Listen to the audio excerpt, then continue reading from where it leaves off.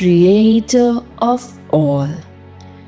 We praise you for the gift of life and for the faith that unites us in care for our common home.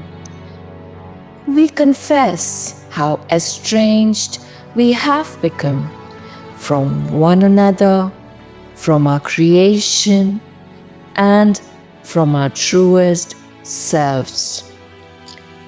We acknowledge that our greed and destructive impulses have fractured our relationships with you, with others, and with the earth. Fertile fields have become barren, forests lie desolate, oceans and rivers are polluted. Thriving communities have become places of suffering, and the earth cries out.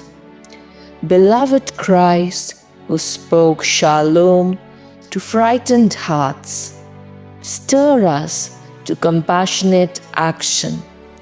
Inspire us to work for the end of conflict and for the full restoration of broken relationships with you, with the ecumenical community, with the human family, and with all creation.